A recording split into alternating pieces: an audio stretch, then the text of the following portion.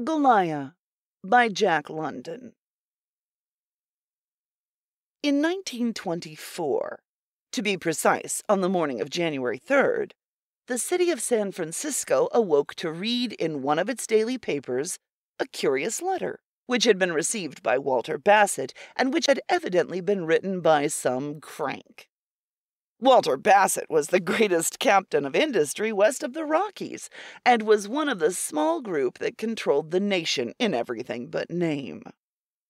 As such, he was the recipient of lucubrations from countless cranks. But this particular lucubration was so different from the average ruck of similar letters that, instead of putting it into the wastebasket, he had turned it over to a reporter. It was signed Goliah, and the superscription gave his address as Palgrave Island. The letter was as follows. Mr. Walter Bassett. Dear Sir, I am inviting you, with 9 of your fellow captains of industry, to visit me here on my island for the purpose of considering plans for the reconstruction of society upon a more rational basis. Up to the present, social evolution has been a blind and aimless, blundering thing. The time has come for a change. Man has risen from the vitalized slime of the primeval sea to the mastery of matter, but he has not yet mastered society. Man is today as much the slave to his collective stupidity as 100,000 generations ago he was a slave to matter.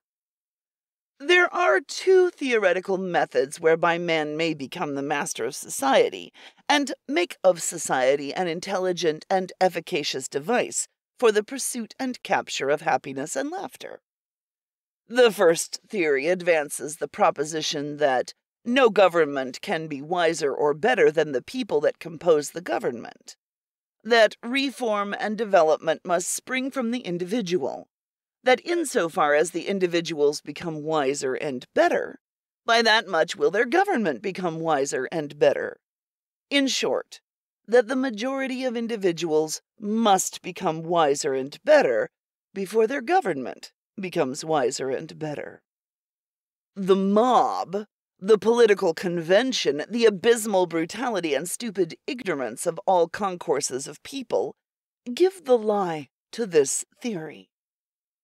In a mob, the collective intelligence and mercy is that of the least intelligent and most brutal members that compose the mob. On the other hand, 1,000 passengers will surrender themselves to the wisdom and discretion of the captain when their ship is in a storm on the sea. In such matter, he is the wisest and most experienced among them. The second theory advances the proposition that the majority of the people are not pioneers, that they are weighted down by the inertia of the established, that the government that is representative of them represents only their feebleness and futility and brutishness, that this blind thing called government is not the serf of their wills, but that they are the serfs of it. In short, speaking always of the great mass, that they do not make government, but that government makes them, and that government is and has been a stupid and awful monster, misbegotten of the glimmerings of intelligence that come from the inertia-crushed mass. Personally, I incline to the second theory. Also, I am impatient. For 100,000 generations, from the first social groups of our savage forebears, government has remained a monster. Today, the inertia-crushed mass has less laughter in it than ever before. In spite of man's mastery of matter, human suffering and misery and degradation mar the fair world. Wherefore, I have decided to step in and become captain of this world's ship for a while. I have the intelligence and the wide vision of the skilled expert. Also, I have the power. I shall be obeyed. The men of all the world shall perform my bidding and make governments so that they shall become laughter producers. These modeled governments I have in mind shall not make the people happy, wise, and noble by decree, but they shall give opportunity for the people to become happy, wise, and noble. I have spoken. I have invited you and 9 of your fellow captains to confer with me. On March 3rd, the yacht Energon will sail from San Francisco. You are requested to be on board the night before. This is serious. The affairs of the world must be handled for a time by a strong hand. Mine is that strong hand. If you fail to obey my summons, you will die. Candidly, I do not expect that you will obey, but your death for failure to obey will cause obedience on the part of those I subsequently summon. You will have served a purpose. And please remember that I have no unscientific sentimentality about the value of human life. I carry always in the background of my consciousness the innumerable billions of lives that are to laugh and be happy in future aeons on the earth. Yours for the reconstruction of society, Goliah. The publication of this letter did not cause even local amusement. Men might have smiled to themselves as they read it, but it was so palpably the handiwork of a crank that it did not merit discussion. Interest did not arouse till next morning. An Associated Press dispatch to the eastern states, followed by interviews by eager-nosed reporters, had brought out the names of the other 9 captains of industry who had received similar letters, but who had not thought the matter of sufficient importance to be made public. But the interest aroused was mild, and it would have died out quickly had not Gabberton cartooned a chronic presidential aspirant as Goliah. Then came the song that was sung hilariously from sea to sea with the refrain, "Goliah will catch you if you don't watch out." The weeks passed, and the incident was forgotten. Walter Bassett had forgotten it likewise, but on the evening of February 22nd, he was called to the telephone by the collector of the port. "I just wanted to tell you," said the latter, "that the yacht Energon has arrived and gone to anchor in the stream off Pier 7. What happened that night, Walter Bassett has never divulged, but it is known that he rode down in his auto to the waterfront, chartered one of Crowley's launches, and was put aboard the strange yacht. It is further known that when he returned to the shore 3 hours later, he immediately dispatched a sheaf of telegrams to his 9 fellow captains of industry, who had received letters from Goliah. The telegrams were similarly worded and read, "The yacht Energon has arrived. There is something in this. I advise you to come." Bassett was laughed at for his pains. It was a huge laugh that went up, for his telegrams had been made public, and the popular song on Goliah revived and became more popular than ever. Goliah and Bassett were cartooned and lampooned unmercifully, the former as the old man of the sea riding on the latter's neck. The laugh tittered and rippled through clubs and social circles, was restrainedly merry in the editorial columns, and broke out in loud guffaws in the comic weeklies. There was a serious side as well, and Bassett's sanity was gravely questioned by many, and especially by his business associates. Bassett had ever been a short-tempered man, and after he sent the second sheaf of telegrams to his brother captains, and had been laughed at again, he remained silent. In this second sheaf he had said, "Come, I implore you. As you value your life, come." He arranged all his business affairs for an absence, and on the night of March 2nd went on board the Energon. The latter, properly cleared, sailed next morning, And next morning, the newsboys in every city and town were crying, "Extra!" In the slang of the day, Goliah had delivered the goods. The 9 captains of industry who had failed to accept his invitation were dead. A sort of violent disintegration of the tissues was the report of the various autopsies held on the bodies of the slain millionaires. Yet the surgeons and physicians, the most highly skilled in the land, had participated, would not venture the opinion that the men had been slain. Much less would they venture the conclusion, "at the hands of parties unknown." It was all too mysterious. They were stunned. Their scientific credulity broke down. They had no warrant in the whole domain of science for believing that an anonymous person on Palgrave Island had murdered the poor gentleman. One thing was quickly learned, however, namely that Palgrave Island was no myth. It was charted and well known to all navigators, lying on the line of 160 west longitude, right at its intersection by the 10th parallel north latitude, and only a few miles away from Diana Shoal. Like Midway and Fanning, Palgrave Island was isolated, volcanic, and coral in formation. Furthermore, it was uninhabited. A survey ship in 1887 had visited the place and reported the existence of several springs, and of a good harbor that was very dangerous of approach. And that was all that was known of the tiny speck of land that was soon to have focused on it the awed attention of the world. Goliah remained silent till March 24th. On the morning of that day, the newspapers published his second letter, copies of which had been received by the 10 chief politicians of the United States, 10 leading men in the political world who were conventionally known as statesmen. The letter, with the same superscription as before, was as follows: "Dear Sir, I have spoken in no uncertain tone. I must be obeyed.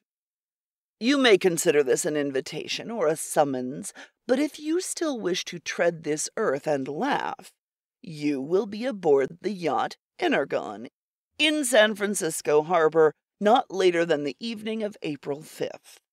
It is my wish and my will that you confer with me here on Palgrave Island in the matter of reconstructing society upon some rational basis.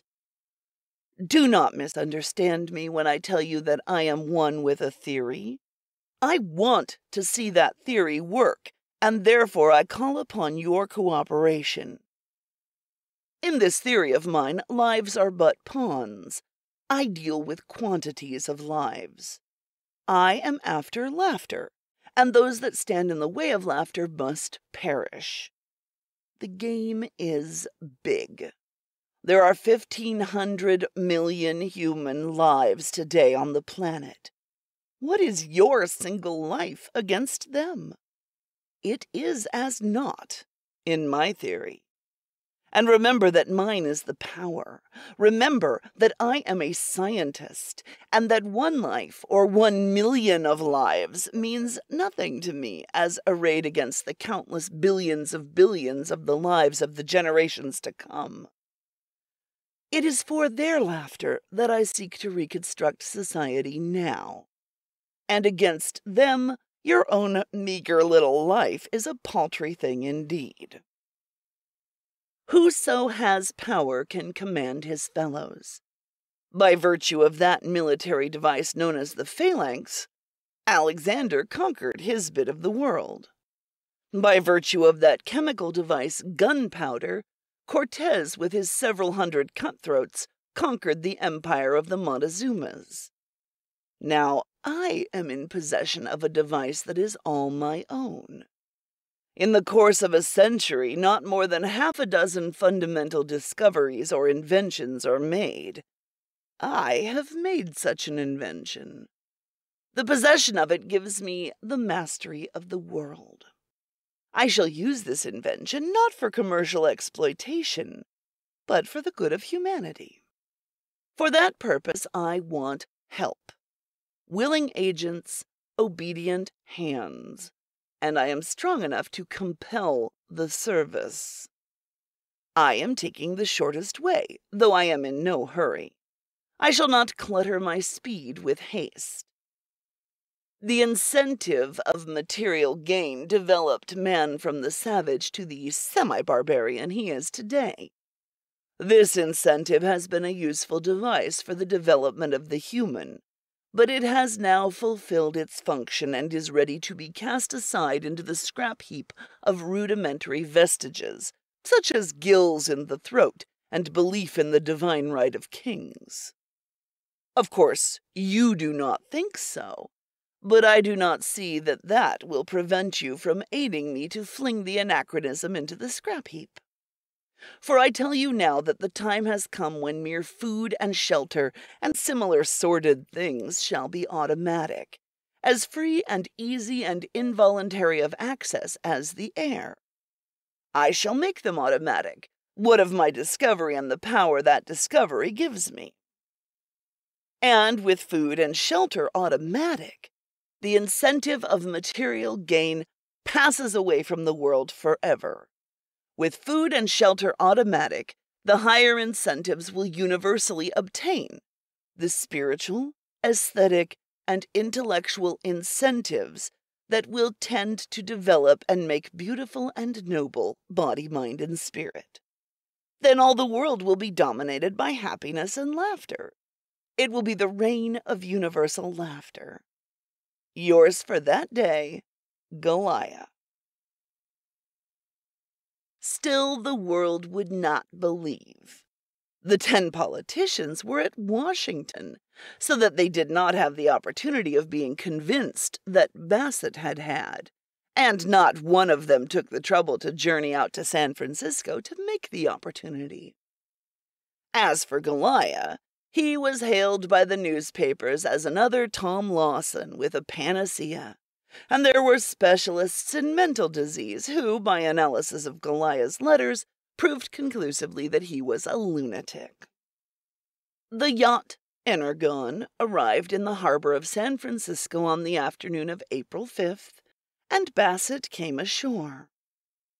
But the Energon did not sail next day, for not one of the 10 summoned politicians had elected to make the journey to Palgrave Island.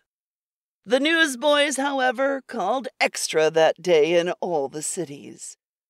The 10 politicians were dead. The yacht, lying peacefully at anchor in the harbor, became the center of excited interest. She was surrounded by a flotilla of launches and rowboats, and many tugs and steamboats ran excursions to her. While the rabble was firmly kept off, the proper authorities and even reporters were permitted to board her. The mayor of San Francisco and the chief of police reported that nothing suspicious was to be seen upon her, and the port authorities announced that her papers were correct and in order in every detail. Many photographs and columns of descriptive matter were run in the newspapers. The crew was reported to be composed principally of Scandinavians, fair-haired, blue-eyed Swedes, Norwegians afflicted with the temperamental melancholy of their race, stolid Russian Finns, and a slight sprinkling of Americans and English. It was noted that there was nothing mercurial and flyaway about them. They seemed weighty men, oppressed by a sad and stolid bovine sort of integrity. A sober seriousness and enormous certitude characterized all of them. They appeared men without nerves and without fear, as though upheld by some overwhelming power or carried in the hollow of some superhuman hand. The captain, a sad-eyed, strong-featured American, was cartooned in the papers as Gloomy Gus, the pessimistic hero of the comic supplement. Some sea captain recognized the Energon as the yacht Scud, once owned by Merivale of the New York Yacht Club. With this clue, it was soon ascertained that the Scud had disappeared several years before. The agent who sold her reported the purchaser to be merely another agent, a man he had seen neither before nor since. The yacht had been reconstructed at Duffy's shipyard in New Jersey. The change in her name and registry occurred at that time and had been legally executed. Then the Energon had disappeared in the shroud of mystery.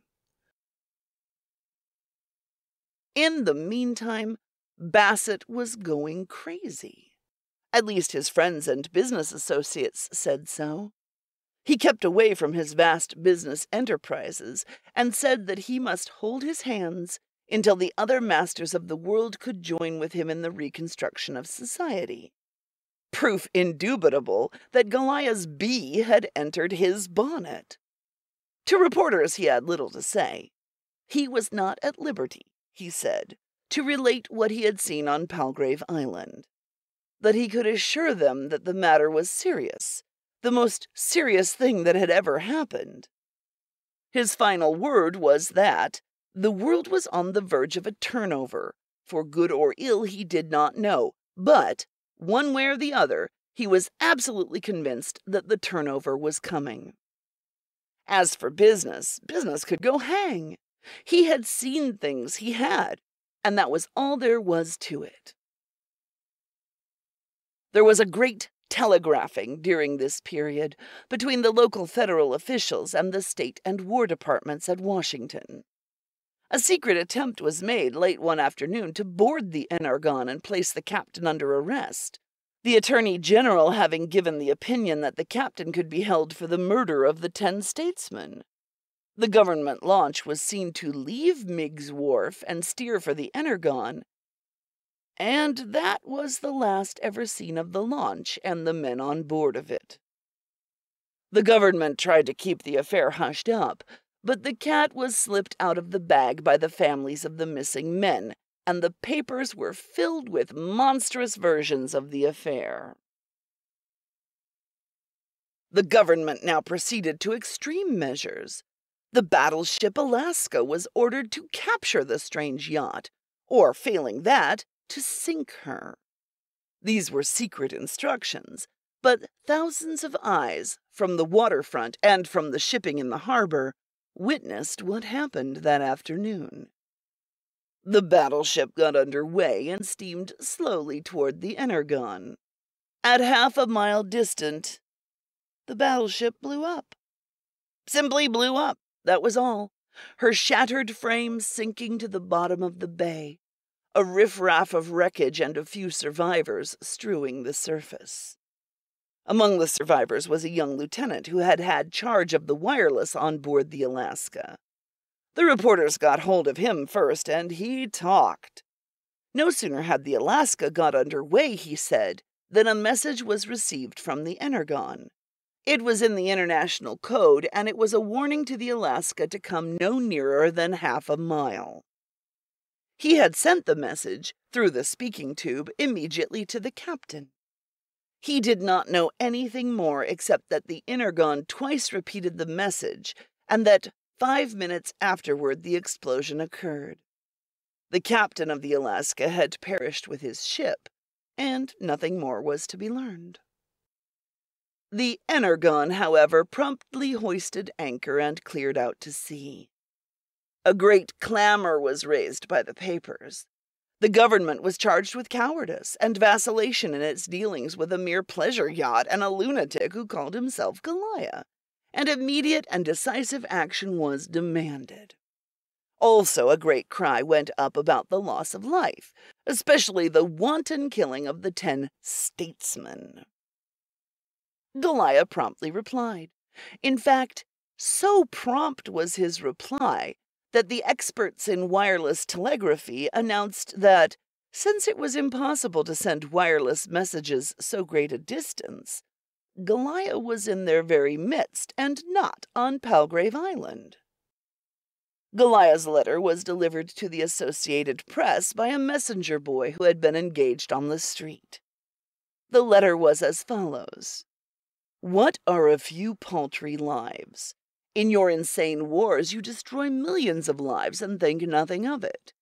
In your fratricidal commercial struggle, you kill countless babes, women, and men, and you triumphantly call the shambles individualism. I call it anarchy. I am going to put a stop to your wholesale destruction of human beings. I want laughter, not slaughter. Those of you who stand in the way of laughter will get slaughter.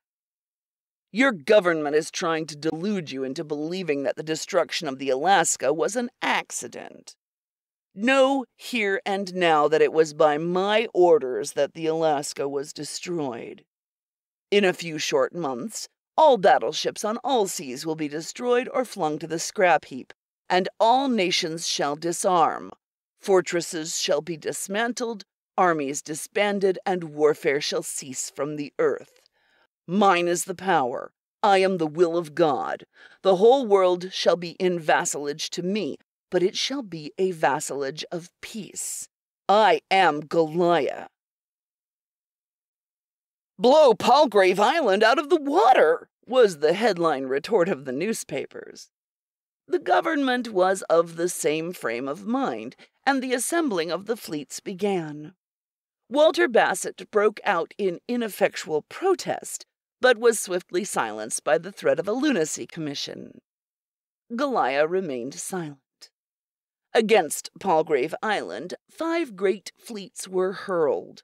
The Asiatic Squadron, the South Pacific Squadron, the North Pacific Squadron, the Caribbean Squadron, and half of the North Atlantic Squadron, the 2 latter coming through the Panama Canal.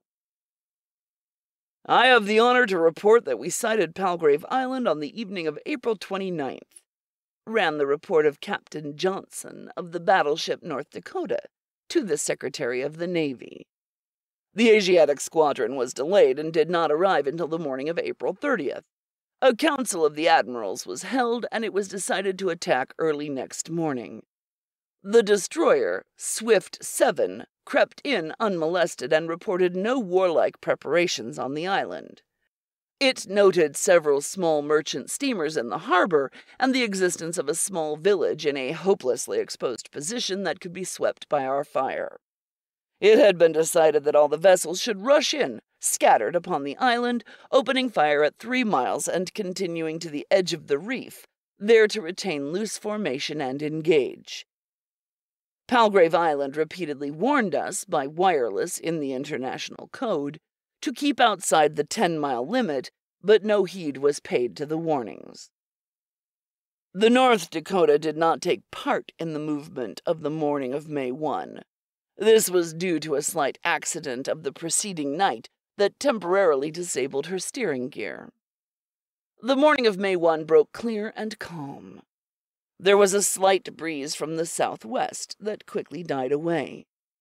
The North Dakota lay 12 miles off the island.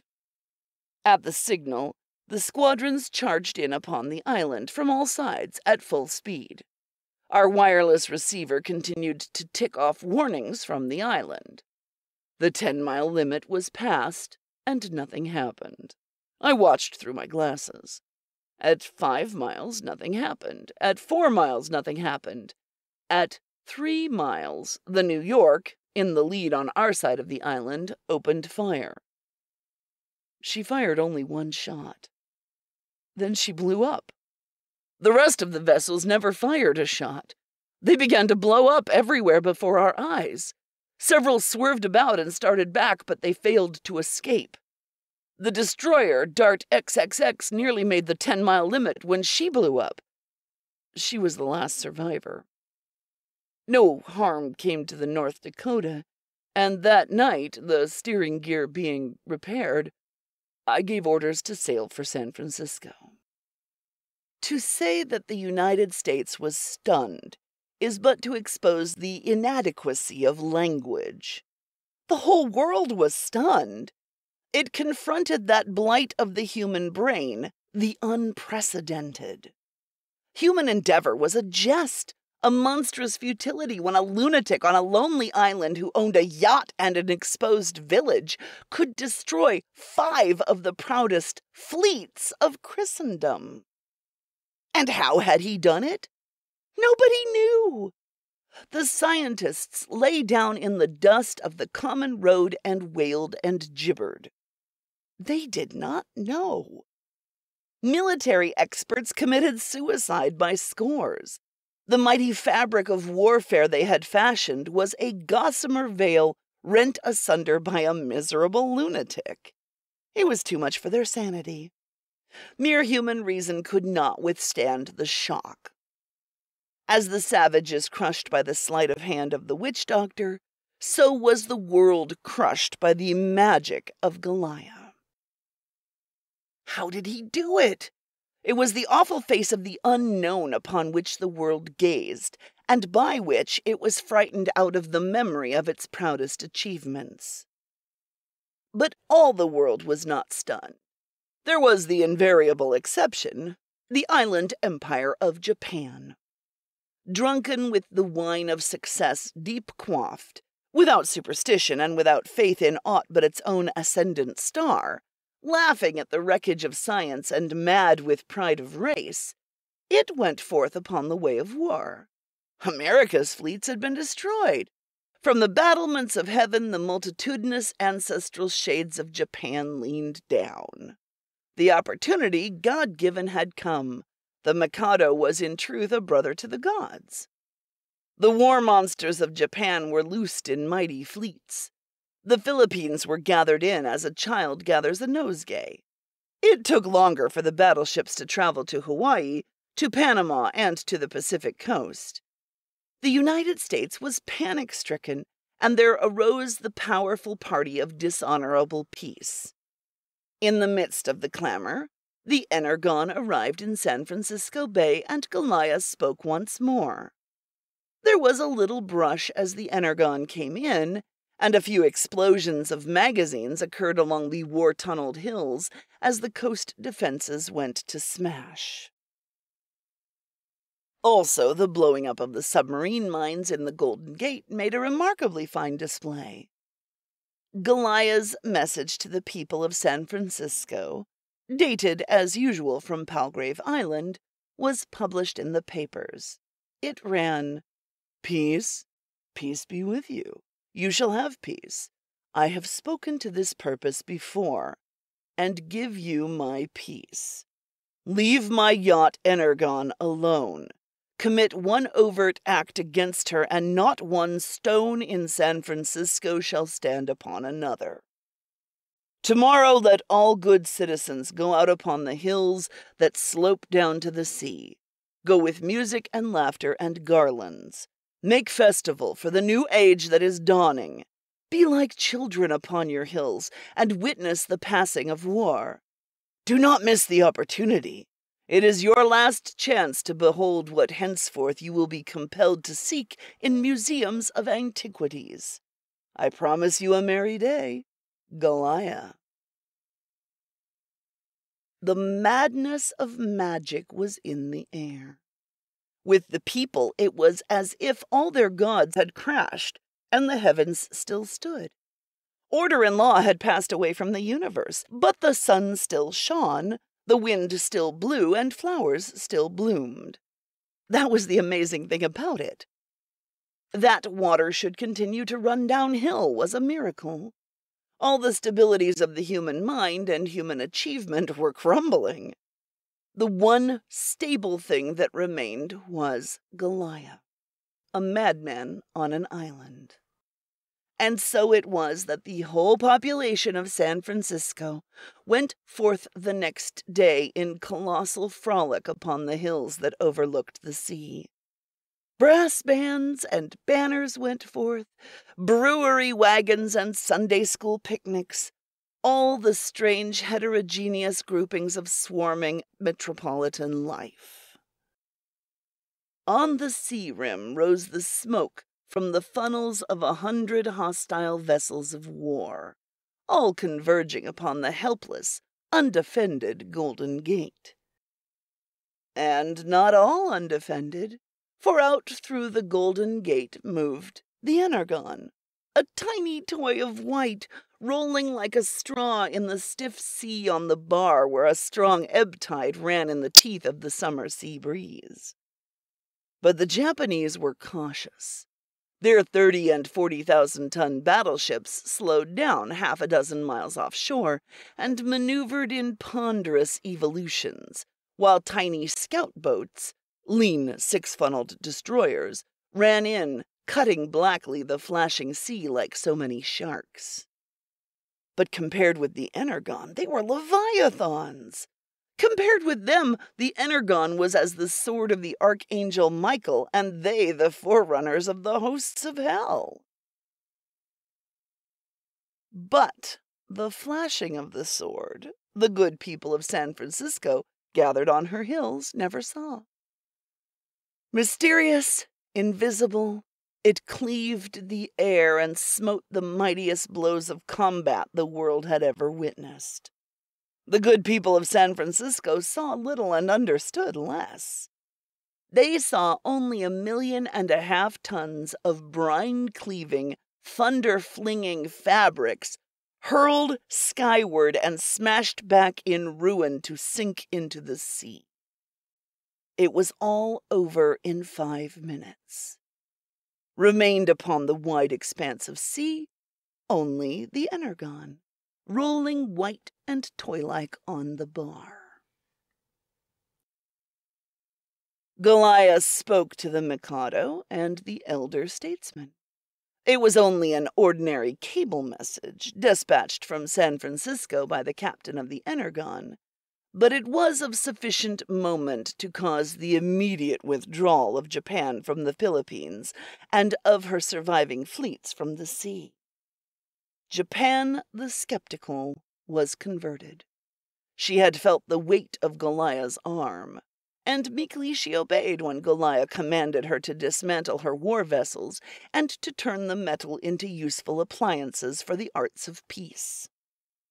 In all the ports, navy yards, machine shops, and foundries of Japan, tens of thousands of brown-skinned artisans converted the war monsters into myriads of useful things, such as plowshares. Goliah insisted on plowshares. Gasoline engines, bridge trusses, telephone and telegraph wires, steel rails, locomotives, and rolling stock for railways. It was a world penance for a world to see.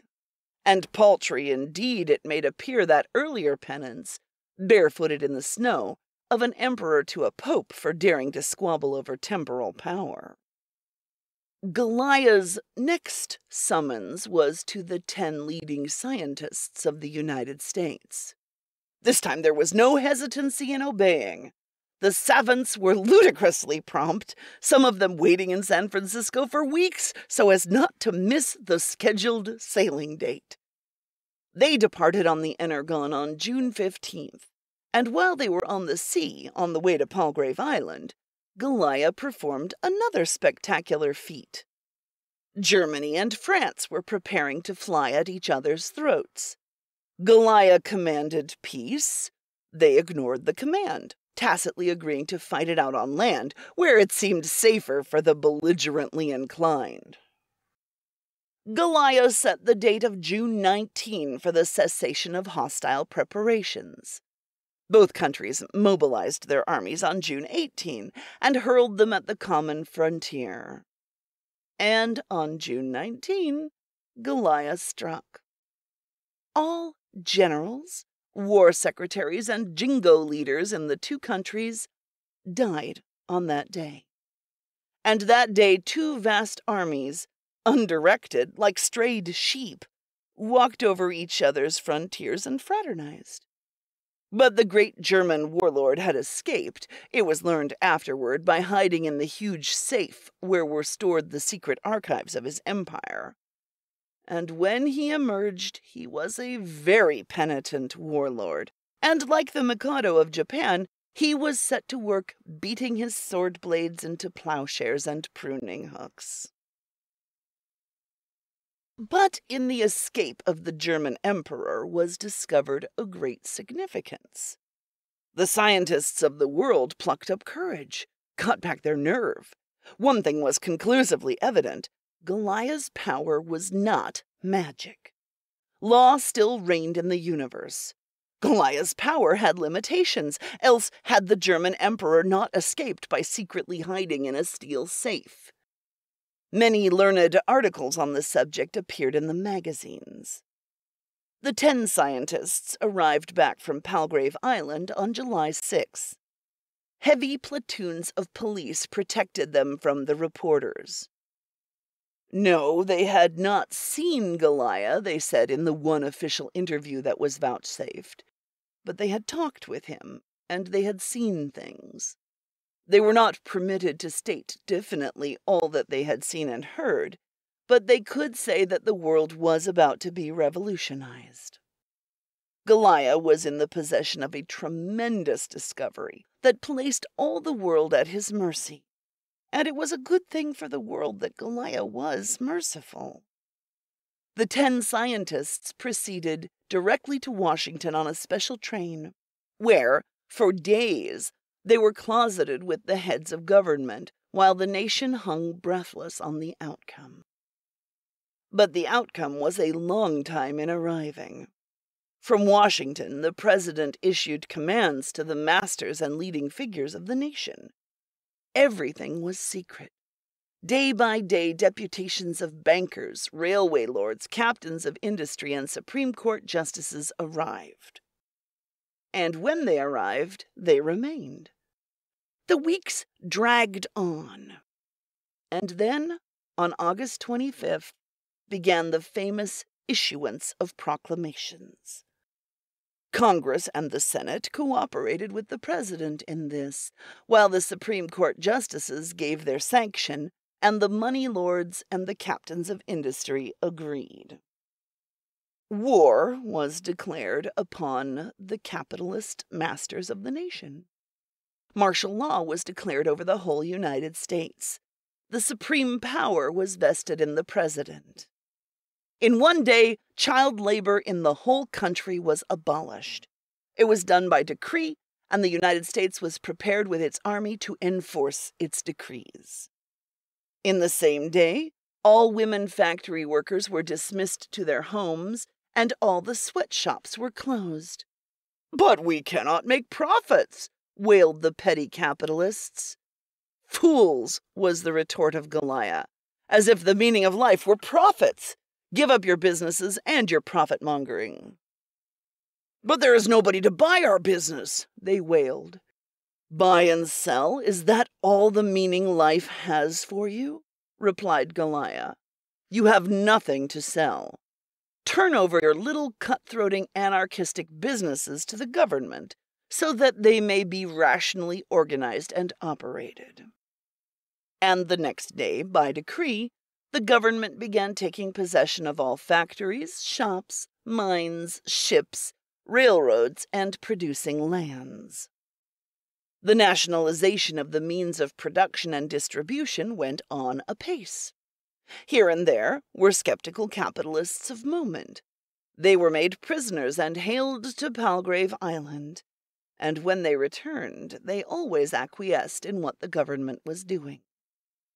A little later, the journey to Palgrave Island became unnecessary. When objection was made, the reply of the officials was, "Goliah has spoken," which was another way of saying, "He must be obeyed." The captains of industry became heads of departments.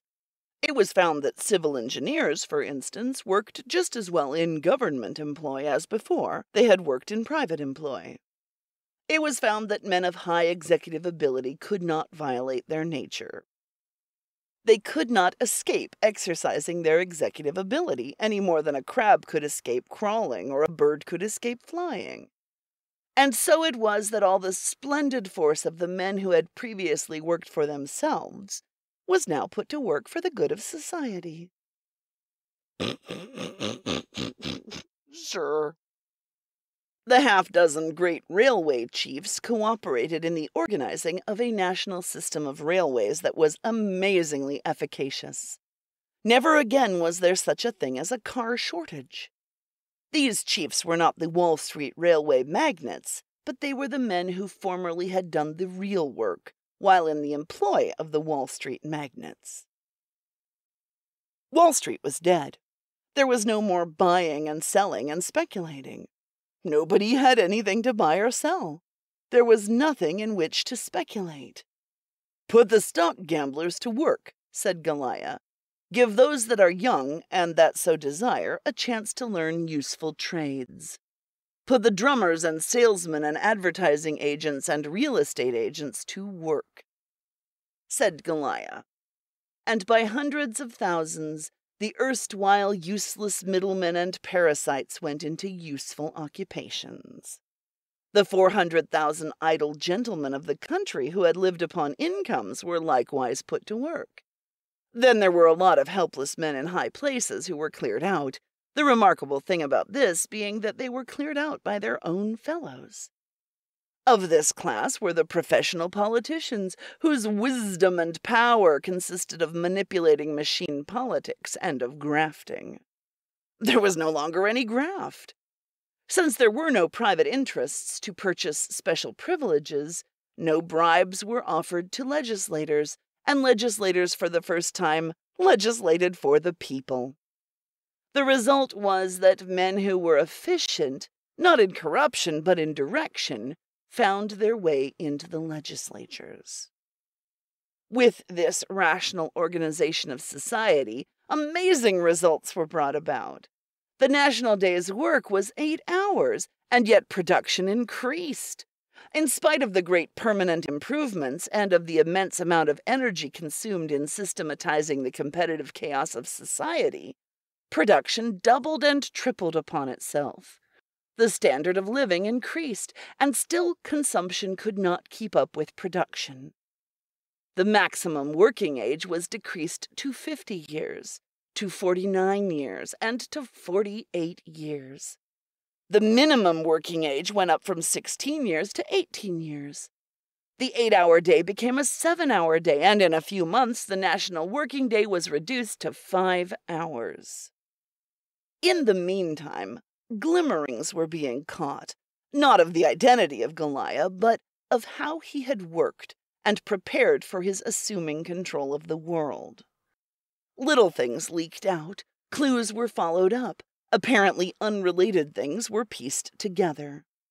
Strange stories of blacks stolen from Africa were remembered, of Chinese and Japanese contract coolies who had mysteriously disappeared, of lonely South Sea islands raided and their inhabitants carried away, stories of yachts and merchant steamers mysteriously purchased that had disappeared and the descriptions of which remotely tallied with the crafts that had carried the Orientals and Africans and Islanders away.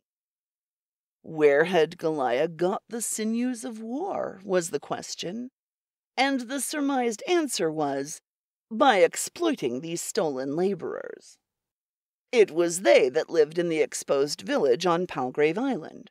It was the product of their toil that had purchased the yachts and merchant steamers and enabled Goliah's agents to permeate society and carry out his will. And what was the product of their toil that had given Goliah the wealth necessary to realize his plans? Commercial radium, the newspapers proclaimed, and radiite and radiosol and argadium and argite and the mysterious golite that had proved so valuable in metallurgy. These were the new compounds, discovered in the first decade of the 20th century, the commercial and scientific use of which had become so enormous in the second decade. The line of fruit boats that ran from Hawaii to San Francisco was declared to be the property of Goliah. This was a surmise, for no other owner could be discovered, and the agents who handled the shipments of the fruit boats were only agents. Since no one else owned the fruit boats, then Goliah must own them. The point of which is that it leaked out that the major portion of the world's supply in these precious compounds was brought to San Francisco by those very fruit boats. That the whole chain of surmise was correct was proved in later years, when Goliah's slaves were liberated and honorably pensioned by the international government of the world. It was at that time that the seal of secrecy was lifted from the lips of his agents and higher emissaries, and those that chose revealed much of the mystery of Goliah's organization and methods. His destroying angels, however, remained forever dumb. Who the men were who went forth to the high places and killed at his bidding will be unknown to the end of time. For kill they did, by means of that very subtle and then mysterious force that Goliah had discovered and named Energon.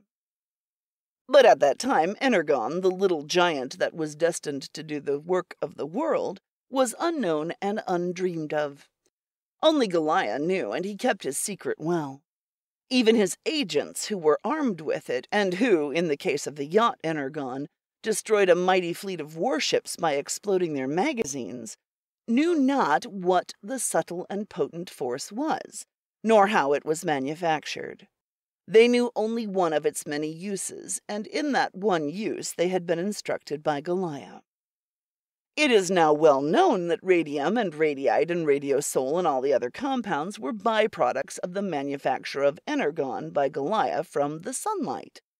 But at that time nobody knew what energon was, and Goliah continued to awe and rule the world. One of the uses of energon was in wireless telegraphy. It was by its means that Goliah was able to communicate with his agents all over the world. At that time, the apparatus required by an agent was so clumsy that it could not be packed in anything less than a fair-sized steamer trunk. Today, thanks to the improvements of Hensall, the perfected apparatus can be carried in a coat pocket. Like a cell phone. It was in December 1924 that Goliah sent out his famous Christmas letter, part of the text of which is here given. So far, while I have kept the rest of the nations from each other's throats, I have devoted myself particularly to the United States. Now I have not given to the people of the United States a rational social organization. What I have done has been to compel them to make that organization themselves. There is more laughter in the United States these days, and there is more sense. Food and shelter are no longer obtained by the anarchistic methods of so-called individualism, but are now well-nigh automatic. And the beauty of it is that the people of the United States have achieved all this for themselves. I did not achieve it for them. I repeat, they achieved it for themselves. All that I did was to put the fear of death in the hearts of the few that sat in the high places and obstructed the coming of rationality and laughter. The fear of death made those in the high places get out of the way, that was all, and gave the intelligence of man a chance to realize itself socially. In the year that is to come, I shall devote myself to the rest of the world. I shall put the fear of death in the hearts of all that sit in the high places in all the nations. And they will do as they have done in the United States. Get down out of the high places and give the intelligence of man a chance for social rationality. All the nations shall tread the path the United States is now on. And when all the nations are well along on that path, I shall have something else for them. But first they must travel that path for themselves. They must demonstrate that the intelligence of mankind today, with the mechanical energy now at its disposal, is capable of organizing society so that food and shelter be made automatic, labor be reduced to a 3-hour day, and joy and laughter be made universal. And when that is accomplished, not by me, but by the intelligence of mankind, then I shall make a present to the world of a new mechanical energy. This is my discovery. This energon is nothing more nor less than the cosmic energy that resides in the solar rays. When it is harnessed by mankind, it will do the work of the world. There will be no more multitudes of miners slaving out their lives in the bowels of the earth. No more sooty firemen and greasy engineers. All may dress in white if they so will. The work of life will have become play, and young and old will be the children of joy, and the business of living will become joy. And they will compete one with another in achieving ethical concepts and spiritual heights, in fashioning pictures and songs and stories, in statecraft and beautycraft, in the sweat and the endeavor of the wrestler and the runner and the player of games. All will compete, not for sordid coin and base material reward, but for the joy that shall be theirs in the development and vigor of flesh, and in the development and keenness of spirit. All will be joysmiths, and their task shall be to beat out laughter from the ringing anvil of life. And now one word for the immediate future. On New Year's Day all nations shall disarm, all fortresses and warships shall be dismantled, and all armies shall be disbanded. Goliah. On New Year's Day, all the world disarmed. The millions of soldiers and sailors and workmen in the standing armies and the navies and in the countless arsenals, machine shops, and factories for the manufacture of war machinery were dismissed to their homes. These many millions of men, as well as their costly war machinery, had hitherto been supported on the back of labor. They now went into useful occupations, and the released labor giant heaved a mighty sigh of relief. The policing of the world was left to the peace officers, and was purely social, whereas war had been distinctly antisocial. 90% of the crimes against society had been crimes against private property. With the passing of private property, at least in the means of production, and with the organization of industry that gave every man a chance, the crimes against private property practically ceased. The police forces everywhere were reduced repeatedly and again and again. Nearly all occasional and habitual criminals ceased voluntarily from their depredations. There was no longer any need for them to commit crime.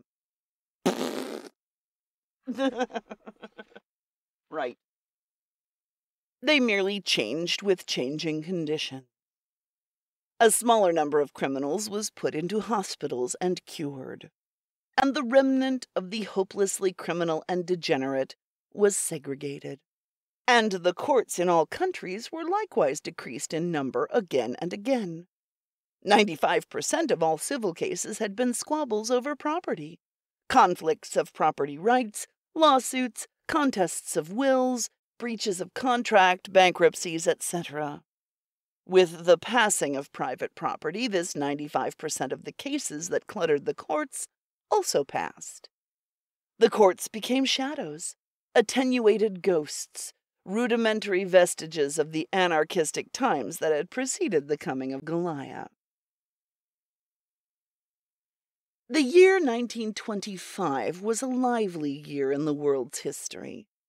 Goliah ruled the world with a strong hand.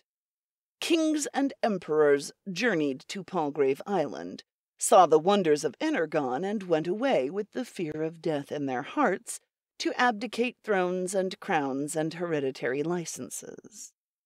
When Goliah spoke to politicians, so-called statesmen, they obeyed or died. He dictated universal reforms, dissolved refractory parliaments, and to the great conspiracy that was formed of mutinous money lords and captains of industry, he sent his destroying angels. "The time is past for fooling," he told them. "You are anachronisms. You stand in the way of humanity. To the scrap heap with you." To those that protested, and they were many, he said, "This is no time for logomachy.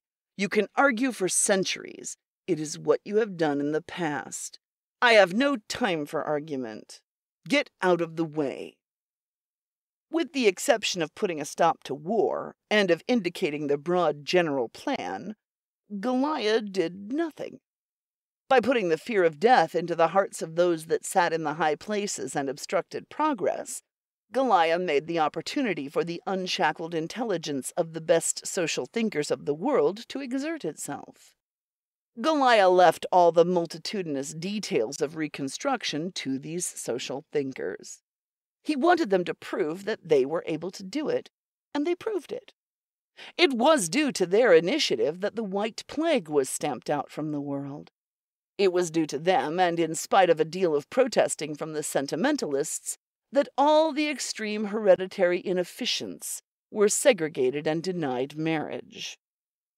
Goliah had nothing whatever to do with the instituting of the colleges of invention. This idea originated practically simultaneously in the minds of thousands of social thinkers. The time was ripe for the realization of the idea, and everywhere arose the splendid institutions of invention. For the first time, the ingenuity of man was loosed upon the problem of simplifying life, instead of upon the making of money-earning devices. The affairs of life, such as house cleaning, dish and window washing, dust removing and scrubbing and clothes washing, and all the endless, sordid and necessary details, were simplified by invention until they became automatic. We of today cannot realize the barbarously filthy and slavish lives of those that lived prior to 1925. The international government of the world was another idea that sprang simultaneously into the minds of thousands. The successful realization of this idea was a surprise to many, but as a surprise it was nothing to that received by the mildly Protestant sociologists and biologists when irrefutable facts exploded the doctrine of Malthus. Malthus, Thomas Robert, English economist and clergyman. In Essay on Population, he argued that without the practice of moral restraint, the population tends to increase at a greater rate than its means of subsistence, resulting in the population checks of war, famine, and epidemic. With leisure and joy in the world, with an immensely higher standard of living, and with the enormous spaciousness of opportunity for recreation, development, and pursuit of beauty and nobility and all the higher attributes, the birth rate fell, and fell astoundingly. People ceased breeding like cattle. And better than that, it was immediately noticeable that a higher average of children was being born. The doctrine of Malthus was knocked into a cocked hat, or flung to the scrap heap, as Goliah would have put it. All that Goliah had predicted that the intelligence of mankind could accomplish with the mechanical energy at its disposal came to pass. Human dissatisfaction practically disappeared.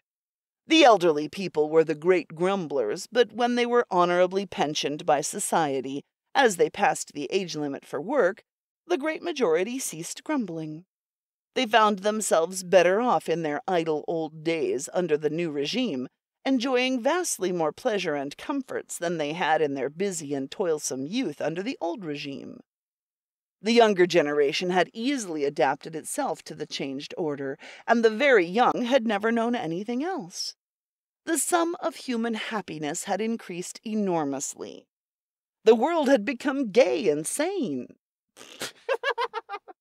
Sure, why not? Even the old fogies of professors of sociology, who had opposed with might and main the coming of the new regime, made no complaint. They were a score of times better remunerated than in the old days, and they were not worked nearly so hard. Besides, they were busy revising sociology and writing new textbooks on the subject. Here and there, it is true, there were atavisms, men who yearned for the flesh pots and cannibal feasts of the old alleged individualism, creatures long of teeth and savage of claw who wanted to prey upon their fellow men. But they were looked upon as diseased and were treated in hospitals. A small remnant, however, proved incurable and was confined in asylums and denied marriage. Thus there was no progeny to inherit their atavistic tendencies. As the years went by, Goliah dropped out of the running of the world. There was nothing for him to run. The world was running itself, and doing it smoothly and beautifully. In 1937, Goliah made his long-promised present of energon to the world. He himself had devised 1,000 ways in which the little giant should do the work of the world, all of which he made public at the same time. But instantly the colleges of invention seized upon energon and utilized it in 100,000 additional ways.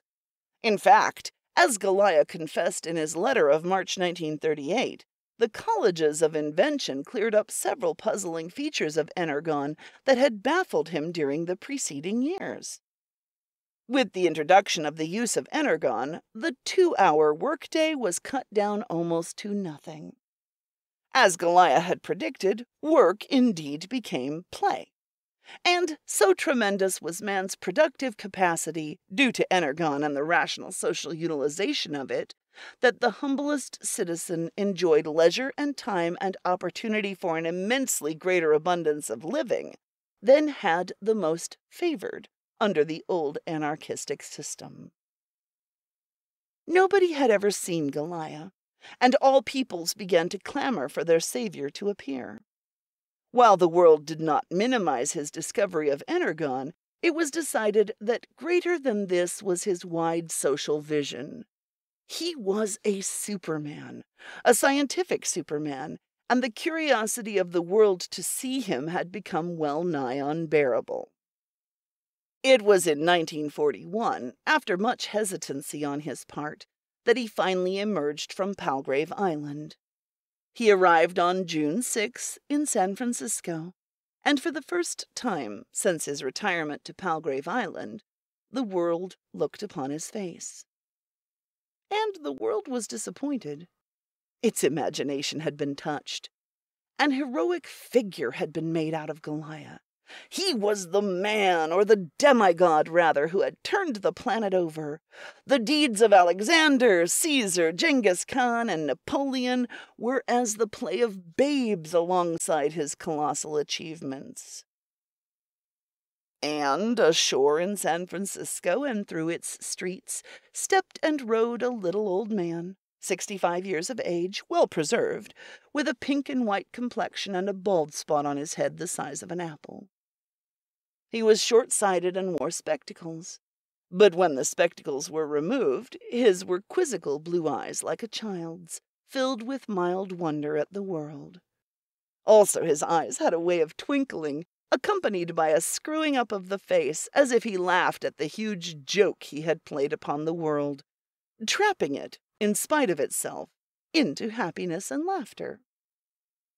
For a scientific Superman and world tyrant, he had remarkable weaknesses. He loved sweets, and was inordinately fond of salted almonds and salted pecans, especially of the latter. He always carried a paper bag of them in his pocket, and he had a way of saying frequently that the chemism of his nature demanded such fare. Perhaps his most astonishing failing was cats. He had an ineradicable aversion to that domestic animal.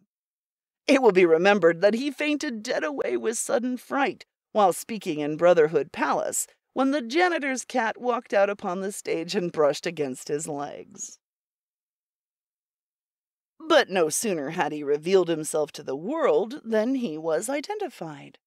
Old-time friends had no difficulty in recognizing him as Percival Stultz, the German-American who, in 1898, had worked in the Union Iron Works, and who, for 2 years at that time, had been secretary of Branch 369 of the International Brotherhood of Machinists. It was in 1901, then 25 years of age, that he had taken special scientific courses at the University of California, at the same time supporting himself by soliciting what was then known as life insurance. His records as a student are preserved in the University Museum, and they are unenviable. He is remembered by the professors he sat under chiefly for his absent-mindedness. Undoubtedly, even then he was catching glimpses of the wide visions that later were to be his. His naming himself Goliah and shrouding himself in mystery was his little joke, he later explained. As Goliah, or any other thing like that, he said, he was able to touch the imagination of the world and turn it over. But as Percival Stultz, wearing side whiskers and spectacles and weighing 118 pounds, he would have been unable to turn over a pecan, not even a salted pecan. But the world quickly got over its disappointment in his personal appearance and antecedents. It knew him and revered him as the mastermind of the ages, and it loved him for himself, for his quizzical, short-sighted eyes, and the inimitable way in which he screwed up his face when he laughed. It loved him for his simplicity and comradeship and warm humanness, and for his fondness for salted pecans and his aversion to cats.